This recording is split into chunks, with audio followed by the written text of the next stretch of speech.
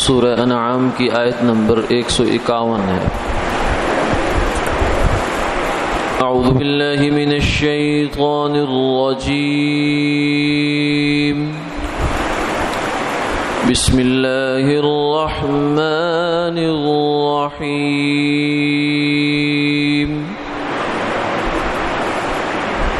قل تعالوا اتل ما حرم ربكم عليكم ألا تشركوا به شيئا وبالوالدين إحسانا ولا تقتلوا أولادكم من إملاق نحن نرزقكم وإياهم ولا تقربوا الفواحش ما ظهر منها وما بطن ولا تقتلوا النفس التي حرم الله إلا بالحق ذلكم وصاكم به لعلكم تعقلون۔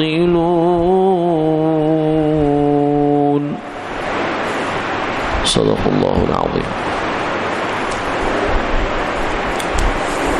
آپ فرما دیجئے، آؤ میں تمہیں سناؤں جو تمہارے رب نے تمہارے اوپر حرام کیا ہے، یہ کہ تم اس کا کسی چیز کو بھی شریک نہ ٹھہراؤ، اور والدین کے ساتھ نیکی کرو، اپنی اولاد کو مفلسی کے ڈر سے نہ مارو، ہم تمہیں بھی رزق دیتے ہیں اور ان کو بھی دیتے ہیں، اور نہ تم بے حیائی کے پاس جاؤ جو ظاہر ہو اور جو پوشیدہ ہو، اور نہ اس جان کو قتل کرو جس کو اللہ نے حرام قرار دیا ہے مگر سوائے حق کے۔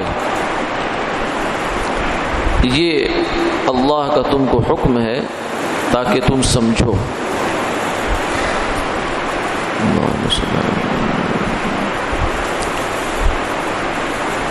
پیچھے سے چلے آنے والے مضمون کے لحاظ سے بھی یہ آیات ایک تتمہ ہے، کیونکہ مشرکین مکہ نے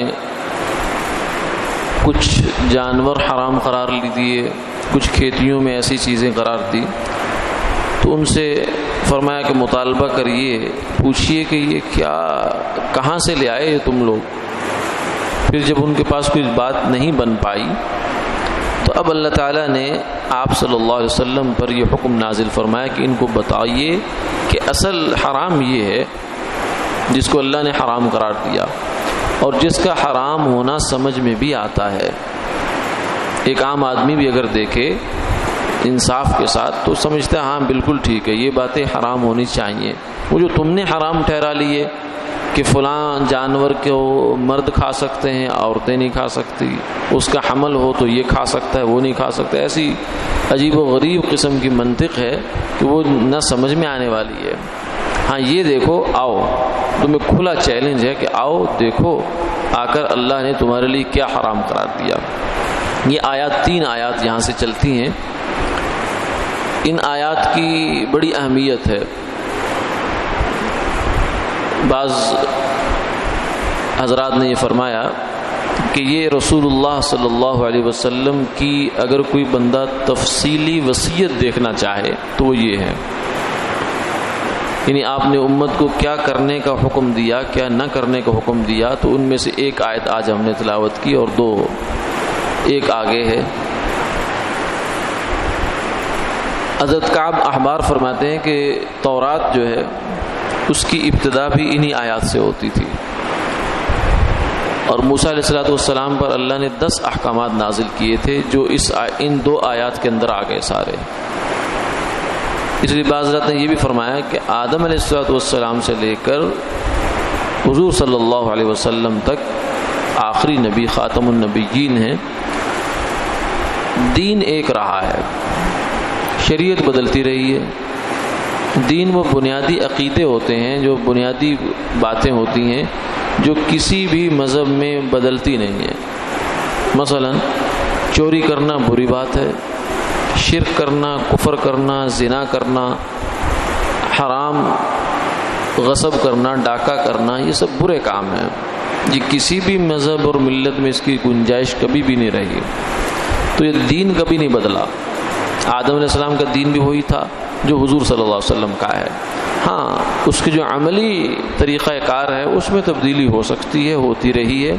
جیسے آدم علیہ السلام کے زمانے میں شروع میں بہن کا بھائی سے نکاح ہوا ہے، پھر بنی اسرائیل میں بھی کچھ اس قسم کے رشتوں کی تفصیلات تھی جو اسلام میں منع ہو گئے، لیکن وہاں ان کی گنجائش تھی۔ پھر کھانے پینے کی چیزوں میں بھی فرق رہا ہے۔ تو یہ شریعتوں کا فرق تو ہو سکتا ہے، ملتوں کا فرق ہو سکتا ہے، لیکن دین ہمیشہ ایک رہا ہے۔ تو اس دین کی جو بنیادی باتیں ہیں وہ ان آیات کے اندر ہیں، جن میں سے ایک آیت آج کی ہے۔ اس میں فرمایا کہ پہلی چیز وہ یہ ہے، اللہ تشرکو بہ شیئا، اللہ کا کسی کو شریک نہ ٹھہراؤ۔ اللہ کے شریک ٹھہرانے کا مطلب یہ ہے کہ اللہ کی ذات میں یا اس کی صفات میں یا اس کی خصوصیات میں، یعنی جو کام جو باتیں اللہ نے اپنے لیے خاص کی ہیں اس میں کسی اور کو بھی شریک ٹھہرا دینا۔ اللہ تعالیٰ کی جو قدرت ہے اس کے اندر کسی اور کو شریک ٹھہرا دینا کہ اللہ بھی یہ کر سکتے ہیں، فلاں بھی یہ کر سکتا ہے۔ یعنی بندوں سے اوپر کی جو استعداد سے، قدرت سے اوپر کی چیزیں ہیں ان کو کسی بندے کے اندر ثابت ماننا۔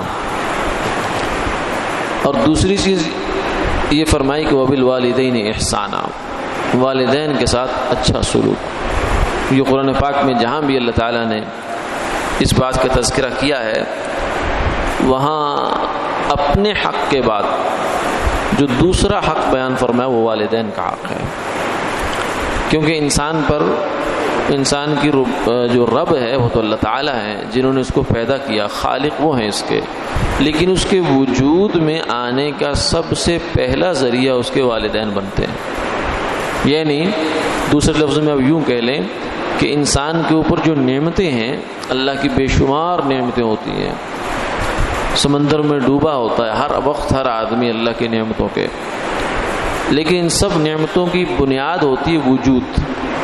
ایک آدمی ہے ہی نہیں تو اس کے اوپر کیا نعمت، کیا احسان، کیا اکرام، کچھ بھی نہیں ہو سکتا اس کے ساتھ، وہ تو ہے ہی نہیں۔ لیکن جو ہے ہوگا تو پھر اس سے آگے بات چلے گی۔ تو سب سے پہلی نعمت جو ہے وہ وجود کی نعمت اللہ تعالیٰ عطا فرماتے ہیں، ہمیں پیدا کرتے ہیں۔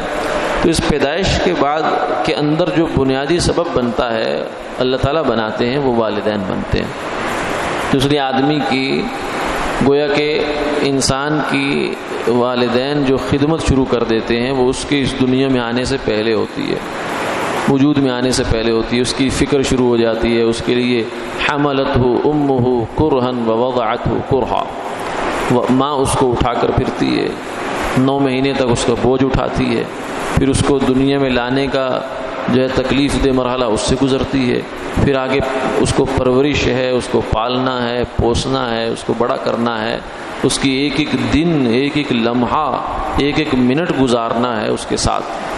یہ والدین کرتے ہیں۔ اس وقت تک تو نہ اس کی بیوی آئی ہوتی ہے، نہ اس کا کوئی بھائی اس کا ہوتا ہے، نہ کوئی اور ہوتا ہے، یہ تو والدین ہی ہوتے ہیں جو اس کے ذمہ دار ہوتے ہیں۔ پھر بعد میں تو آدمی اپنے پاؤں پہ کھڑا ہو جاتا ہے، تو پھر وہ کہتا ہے کہ میں کون اور تو کون، میں تو سب کچھ خود کیا ہے۔ پھر وہ والدین کے سامنے کھڑا ہو کے کہتا ہے کہ تم نے میرے لیے کیا کیا، تم نے میرے لیے کیا ہی کیا ہے۔ ایسا بھی موقع آ جاتا ہے۔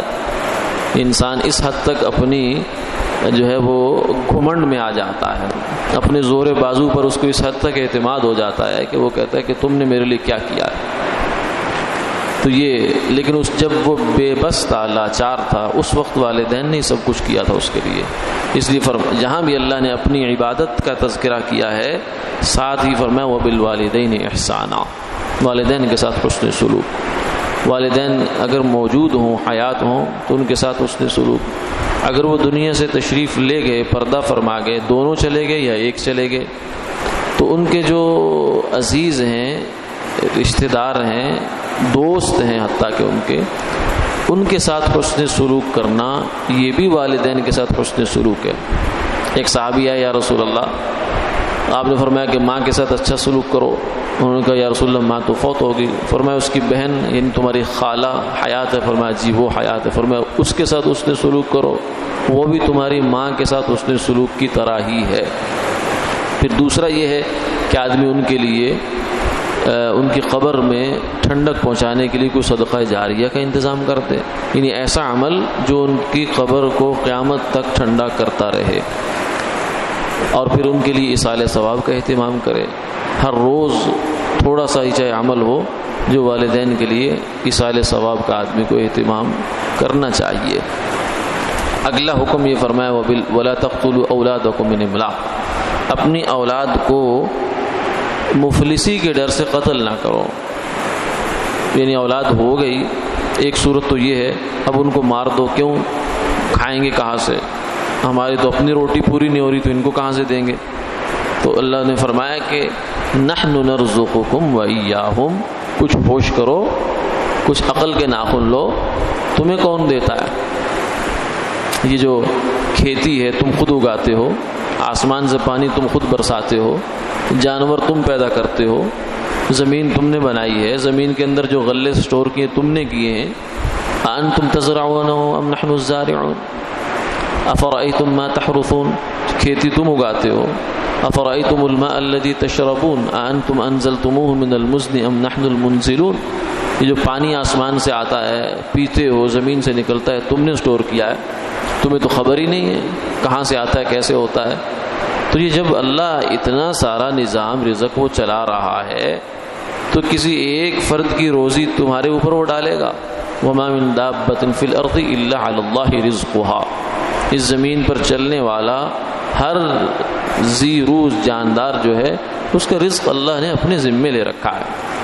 ہاں تمہیں تو وہ بہانہ بنا دیتا ہے، ذریعہ بنا دیتا ہے کہ اس نے دینا تو ہے، اس لیے ایک اللہ والے اور ایک مال والا دونوں کی دعا ہے۔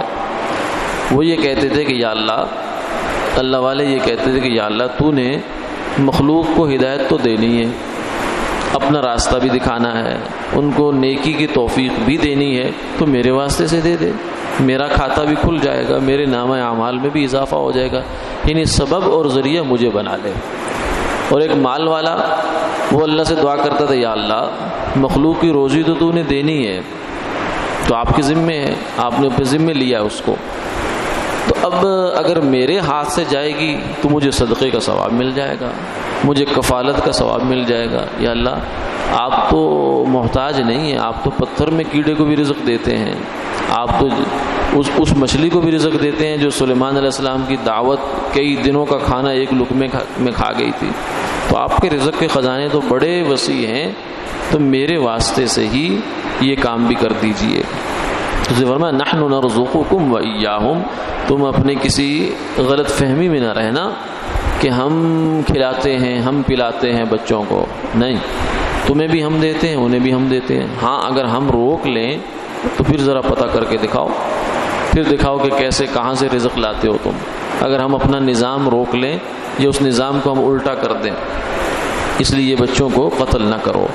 اس قتل کرنے کی ایک صورت تو یہ ہے کہ بچہ پیدا ہونے کے بعد مارا جائے، ایک صورت یہ ہے کہ پیدا ہونے سے پہلے ہی، دنیا میں آنے سے پہلے اس کو ختم کر دیا جائے، جسے ابورشن کہتے ہیں، اسقاط۔ 4 مہینے جب پورے ہو جائیں حمل کو، اس کے بعد بچے کو ابورشن نہیں کروا سکتے، وہ پھر قتل کا گناہ ہوتا ہے۔ اس سے پہلے بغیر کسی شدید عذر کے منع ہے۔ کوئی بہت شدید عذر ہے، جیسے بچے کی خلقت کا مسئلہ ہے، ناقص ہے، کوئی اور سیریس مسئلہ ہے، ڈاکٹر کی تجویز ہے، مسلمان ماہر ڈاکٹر کی 2-3 ڈاکٹروں کی رائے یہ ہے کہ یہ بچہ پیدا ہونا مشکل ہے اس کا، یا نقصان ہوگا والدین ماں کے لیے، بچے کے لیے، تو پھر اس میں 4 مہینے سے پہلے گنجائش ہوتی ہے ایبارشن کی، لیکن جو روح دنیا میں آ گئی اس کو کوشش یہ ہونی چاہیے کہ بغیر کسی مجبوری کے اس بات سے بچا جائے، اس لیے کہ کیا خبر کہ جو آ رہا ہے وہ اپنا کیا رزق لے کے آ رہا ہے، کیا مقدر لے کے آ رہا ہے، کیا وہ خیر کے سبب اور باعث اور ذریعہ بنے گا، ہمیں کیا خبر۔ حضرت مریم کی والدہ کو اللہ نے فرمایا تھا واللہ اعلم بما وضعت، اللہ جانتے ہیں کہ یہ بچی کیا کس کام آئے گی۔ ماں تو یہی سمجھ رہی تھی کہ بچہ ہوتا تو بڑا کام کرتا، دین کا کام کرتا، فرمایا واللہ اعلم بما وضعت، یہ بچی سے کیا کام ہوگا یہ اللہ ہی جانتے ہیں۔ تو وہ ہوا اللہ کا ایک اولو العزم پیغمبر حضرت عیسیٰ علیہ السلام کی والدہ اللہ نے ان کو بنایا۔ عیسیٰ علیہ السلام پوری ایک قوم کے پیغمبر ہیں، اور پھر اس امت محمدیہ میں بھی آخر میں اللہ تعالیٰ ان سے کام لیں گے دجال کے مقابلے میں، تو یہ سارا ثواب حضرت مریم کے کھاتے میں ہے۔ تو کیا خبر، حضرت مریم کی والدہ تو یہ سمجھ رہی تھی کہ بچی ہے اس سے کیا ہوگا، تو اس لیے فرمایا کہ کوئی کیا ہوگا کیسے ہوگا یہ تم نہیں جانتے، ہم جانتے ہیں۔ وَلَا تَقْرَبُوا الْفَوَاحِشَ مَا ظَهَرَ مِنْهَا وَمَا بَطَنَ۔ اسی طریقے سے آج کل ایک جو مہم چلتی ہے بچے دو ہی اچھے، چھوٹا خاندان زندگی آسان، یہ کوئی اسلامی مزاج نہیں ہے، یہ قرآن کا مزاج نہیں ہے، نہ یہ حدیث کا مزاج ہے۔ اس کا مطلب یہ ہے کہ زندگی کی آسانی تم نے اپنے ہاتھ میں کی ہوئی ہے۔ جن لوگوں نے چھوٹے خاندان کیے کیا ان کی زندگیاں آسان ہو گئی ہیں؟ کیا وہ خودکشی نہیں کرتے؟ کیا سب کچھ ہوتے ہوئے اپنے آپ کو مارتے نہیں ہیں؟ گولیاں نہیں مارتے اپنے آپ کو، سب کچھ کرتے ہیں۔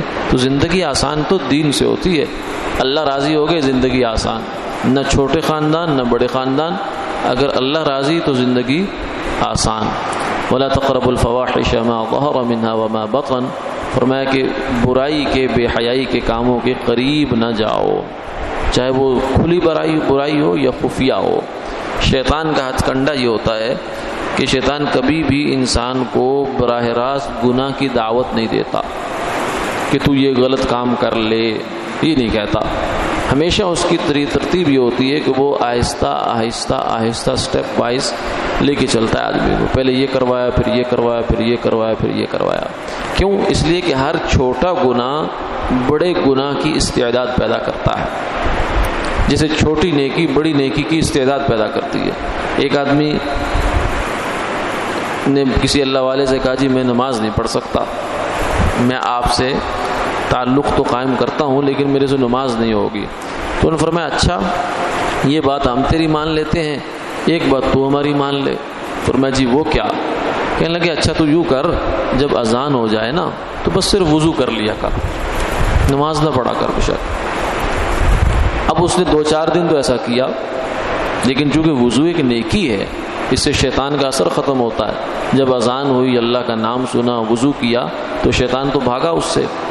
اب اگلا اسٹیپ ہی اٹھا لیا، کہنے لگا اب جب وضو کر لیا ہے، وقت فارغ کیا ہے تو 2 رکعت یا 4 رکعت پڑھتے کیا دیر لگتی ہے، تو لہذا یہ بھی کر گزرو۔ تو چھوٹی نیکی بڑی نیکی کو کھینچتی ہے، راستہ دیتی ہے اس کو۔ اسی طریقے چھوٹا گناہ بڑے گناہ کو کھینچ کے لاتا ہے۔ تو شیطان چھوٹے چھوٹے گناہ کرواتے کرواتے انسان کو لے جاتا ہے یہاں تک زنا کروایا، زنا کے بعد اس زنا پہ پردہ ڈالنے کے لیے قتل کروا دیا۔ وَلَا تَقْتُلُوا النَّفْسَ الَّتِي حَرَّمَ اللَّهُ إِلَّا بِالْحَقِّ، فرمایا کہ کسی بھی انسان کو بغیر کسی جرم کے مارنا یہ جرم ہے بہت بڑا۔ 4-5 جرائم ہیں شریعت میں جن پر کسی انسان کی جان لی جا سکتی ہے، جن میں سے ایک یہ ہے کہ وہ قتل کرے، کسی کو ناحق قتل کرے تو قصاص میں مارا جائے گا، کیونکہ جان کے بدلے جان یہ اللہ کا قانون ہے۔ اور دوسرا یہ ہے کہ وہ پہلے مسلمان ہو پھر مرتد ہو جائے، شریعت سے پھر جائے تو اس کی سزا بھی قتل ہے، الا ہے کہ توبہ کر لے تو واپس آ جائے، لیکن ورنہ وہ اس دنیا پر دھرتی پر رہنے کا حق نہیں رکھتا۔ اور تیسرا یہ ہے کہ شادی شدہ ہونے کے بعد، شادی ہوگی آدمی کی، رخصتی ہو گئی، اس کے بعد آدمی زنا کرے تو اس کی سزا جو ہے یہ قتل ہے۔ اور قتل بھی بڑے برے طریقے سے، جسے رجم کہتے ہیں، پتھروں سے مار مار مار کے اس کو ختم کر دیا جائے، قیمہ بنا ڈالا جائے اس کا۔ اس کے علاوہ جو ہے وہ قتل کرنا کسی انسان کو محض غصے میں آئے یا یہ دیکھا کہ یہ بندہ میرے مفاد میں رکاوٹ ڈال رہا ہے، اس کو ہٹانا پڑے گا لہذا ٹپکا دو اس کو، تو یہ قتل ہے اور بہت بڑا جرم ہے۔ یہ جو خون ہے نا، یہ انسان کو آرام سے نہیں بیٹھنے دے گا۔ قیامت والے دن سب سے پہلا حساب جو ہوگا حقوق العباد میں سے وہ خون کا ہوگا، جس نے کسی کا ناحق خون بہایا۔ ذالکم وصاکم بہ لعلکم تعقلون، فرمایا کہ یہ ہے اللہ کی وصیت اور اللہ کی طرف سے ہدایت ہے، حکم ہے تاکہ تم سمجھو۔ اب کہاں یہ اتنی خوبصورت ہدایات اور کہاں وہ بیچارے مشرکین مکہ کے اوٹ پٹانگ قسم کی حلال حرام کے اصول۔ فرمایا کہ یہ ہے اللہ کو حکم سمجھنا ہے تو یہ سمجھو۔ وآخر دعوانا الحمد للہ رب العالمین۔